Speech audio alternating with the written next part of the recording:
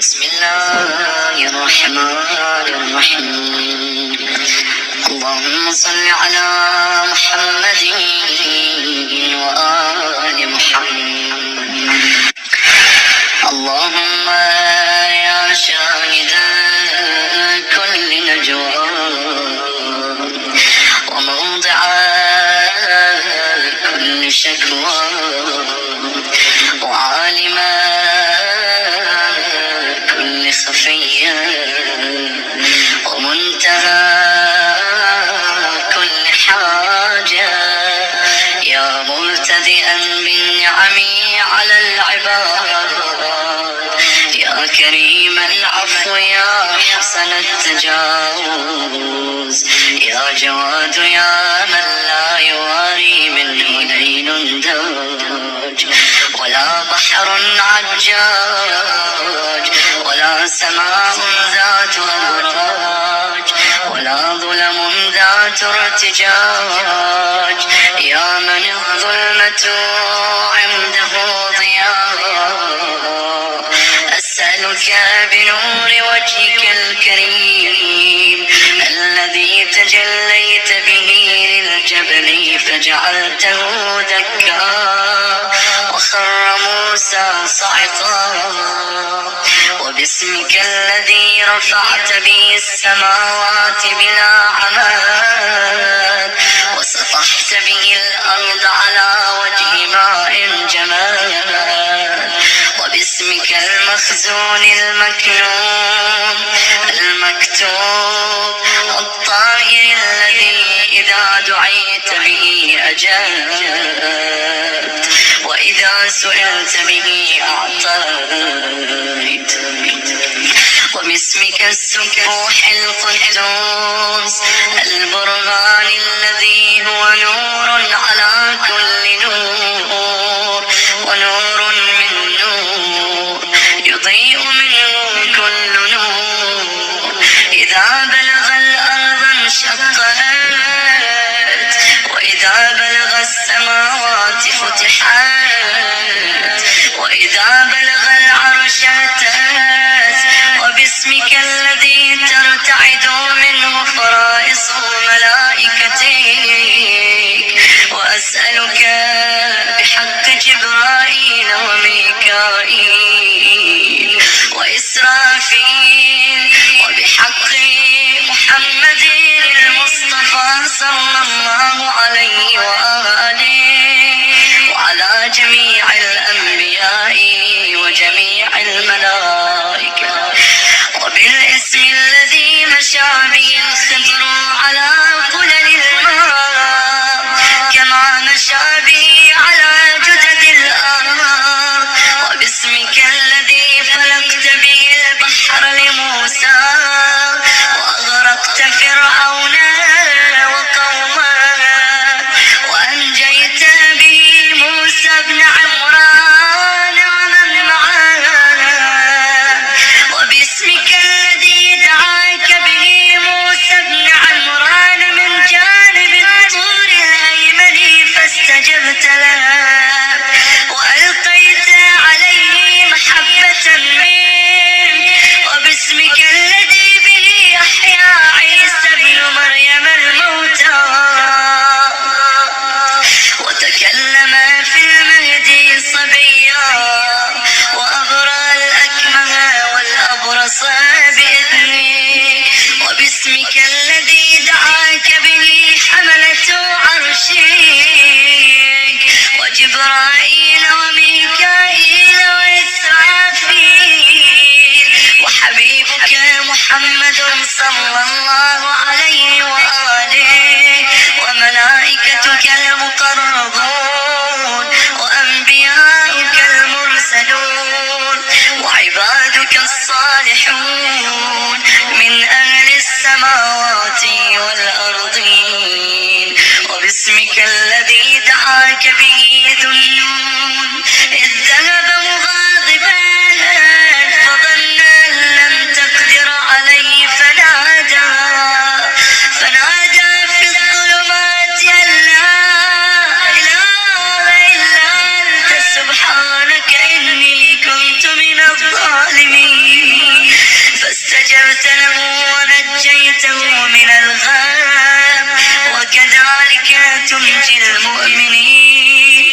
وباسمك العظيم الذي دعاك به داود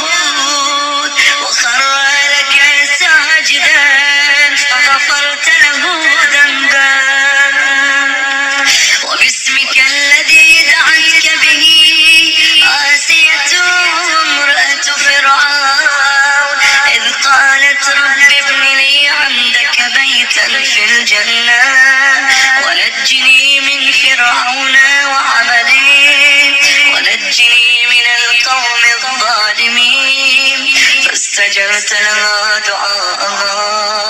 وباسمك الذي دعاك به أيوب إذ حل به البلاء فعافيته وآتيته أهله ومثلهم معهم رحمة من عندك وذكرى للعابدين. وباسمك الذي دعاك به يعقوب فرددت عليه بصرا وقرة عينه يوسف وجمعت شملا. وباسمك الذي دعاك به سليمان فوهبت له ملكا لا ينبغي لأحد من بعده إنك أنت الوهاب. وباسمك الذي سخرت به البراق لمحمد صلى الله عليه وآله وسلم إذ قال تعالى سبحان الذي أسرى بعبده ليلا من المسجد الحرام إلى المسجد الأقصى. وقوله سبحان الذي سخر لنا هذا وما كنا له مقرنين وإنا إلى ربنا لمنقلبون. وباسمك الذي تنزل به جبرائيل على محمد صلى الله عليه وآله. وباسمك الذي دعاك به آدم فغفرت له ذنبه وأسكنته جنتك. وأسألك بحق القرآن العظيم وبحق محمد خاتم النبيين وبحق إبراهيم وبحق فصلك يوم القضاء وبحق الموازين إذا نصبت والصحف إذا نشرت وبحق القلم وما جرى واللوح وما أحصى وبحق الاسم الذي كتبته على سرادق العرش قبل خلقك الخلق والدنيا والشمس والقمر بألف عام. وأشهد أن لا إله إلا الله وحده لا شريك له وأن محمدا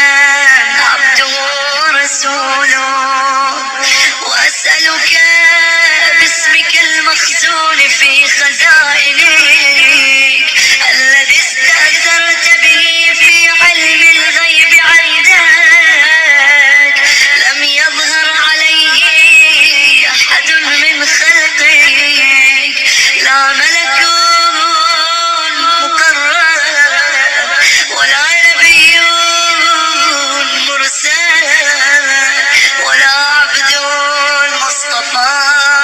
وأسألك باسمك الذي شققت به البحار وقامت به الجبال واختلف به الليل والنهار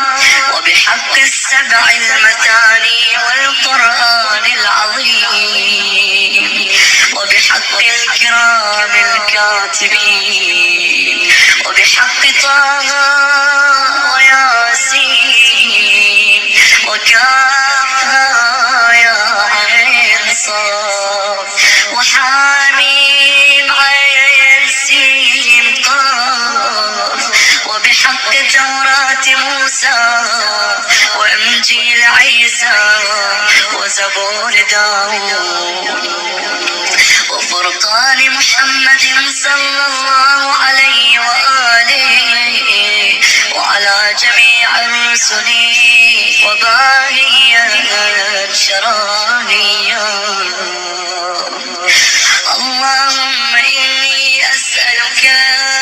بحق تلك المناجاة التي كانت بينك وبين موسى بن عمران فوق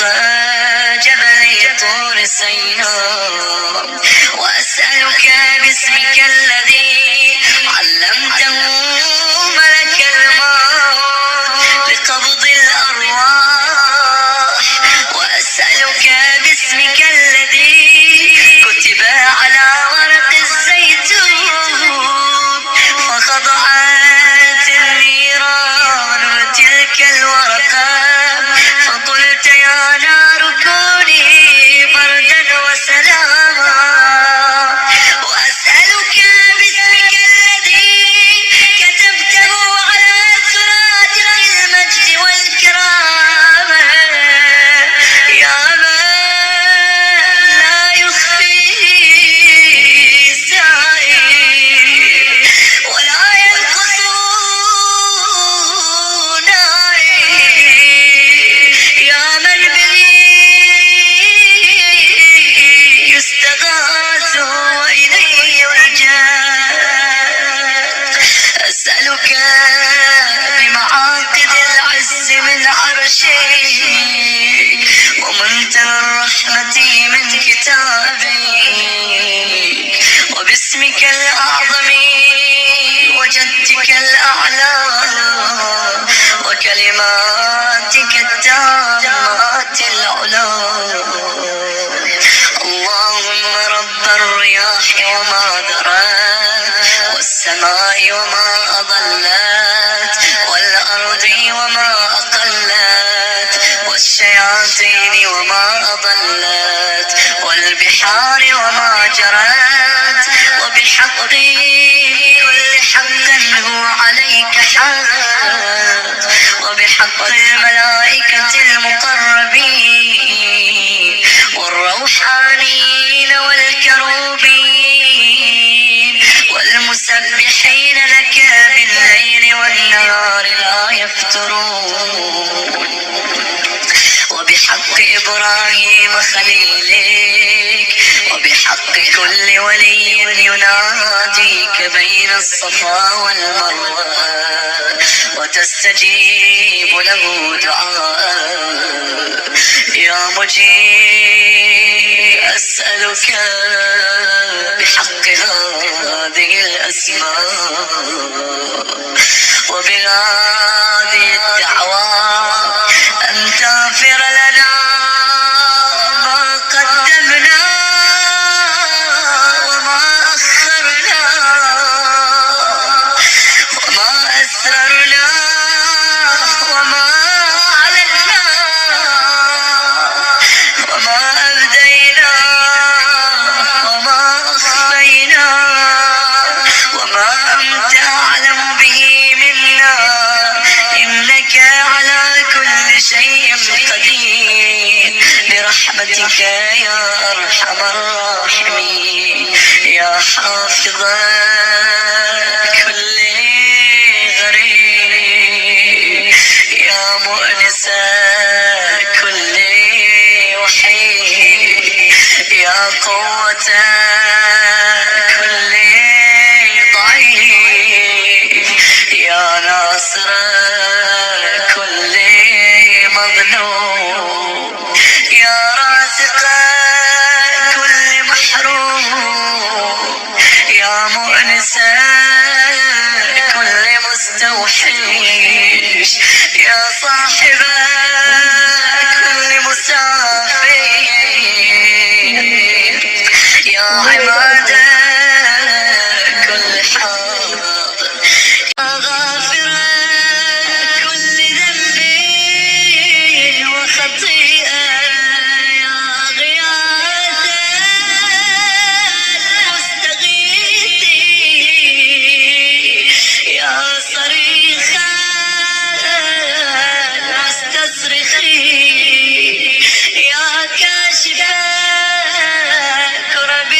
كروبي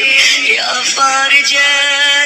هم المهمومين يا بديع السماوات والأرضين يا منتهى غاية الطالبين يا مجيب دعوة المضطرين يا أرحم الراحمين يا رب العالمين يا ديان يوم الدين يا أجود الأجودين يا أكرم الأكرمين يا أسمع السامعين يا أبصر الناظرين يا أقدر القادرين اغفر لي الذنوب التي تغير النعم واغفر لي الذنوب التي تورث الندم واغفر لي الذنوب التي تورث السقام واغفر لي الذنوب التي تهتك العصام واغفر لي الذنوب التي ترد الدعاء واغفر لي الذنوب التي تحبس قطر السماء واغفر لي الذنوب التي تعجل الفناء واغفر لي الذنوب التي تجلب الشقاء واغفر لي الذنوب التي تظلم الهوى واغفر لي الذنوب التي تكشف الغطاء واغفر لي الذنوب التي لا يغفرها غيرك يا الله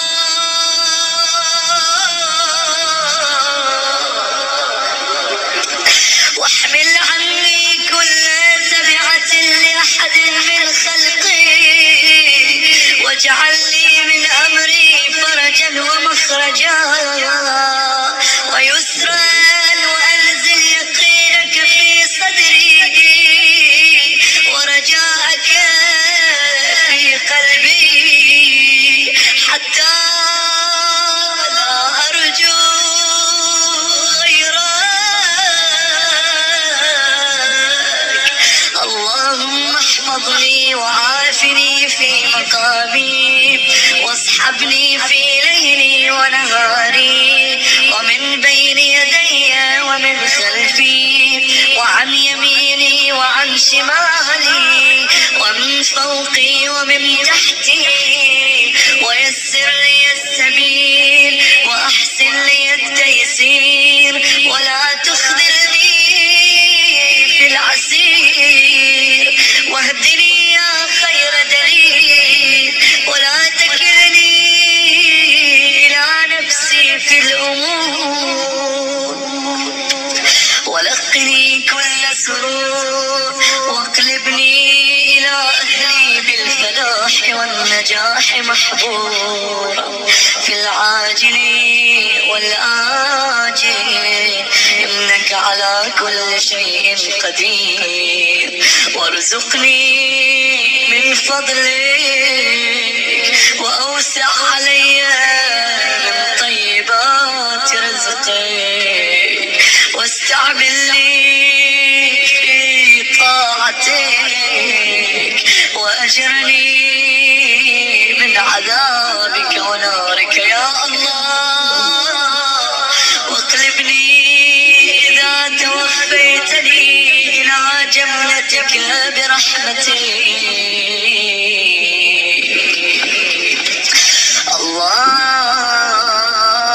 اللهم إني أعوذ بك من زوال نعمتك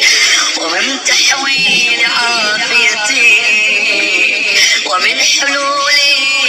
نقمتك ومن نزول عذابك وأعوذ بك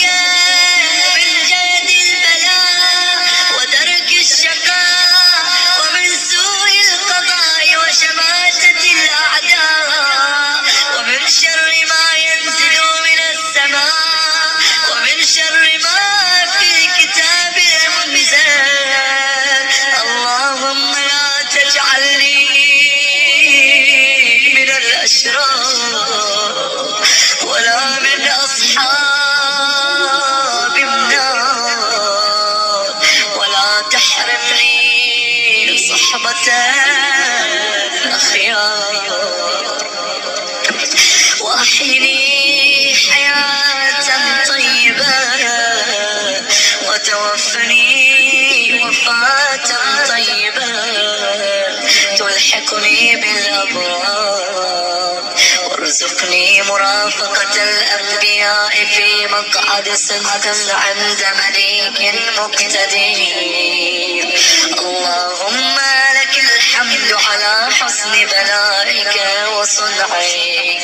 ولك الحمد على الإسلام واتباع السنة يا ربي، كما هديتهم لدينك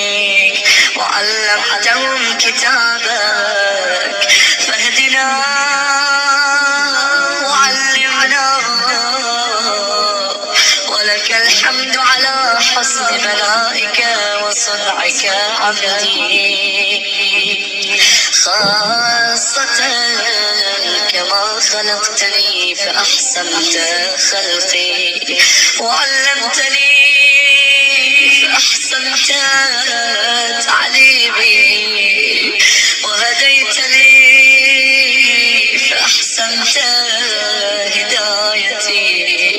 فلك الحمد على إنعامك علي قديما وحديثا، فكم من كرب يا سيدي قد فرجته، وكم من غم يا سيدي قد نفسته، وكم من هم يا سيدي قد كشفته، وكم من بلاء يا سيدي قد صرفته، وكم من عيب يا إلهي وسيدي قد سترته، فلك الحمد على كل حال في كل مزوى وزمان ومنقلب ومقام، وعلى هذه الحال وكل حال. اللهم اجعلني من أفضل عبادك نصيبا في هذا اليوم، من خير تقسمه، من خير تقسمه، أو ضر تكشفه، أو سوء تصرفه، أو بلاء تدفعه، أو خير تسوقه، أو رحمة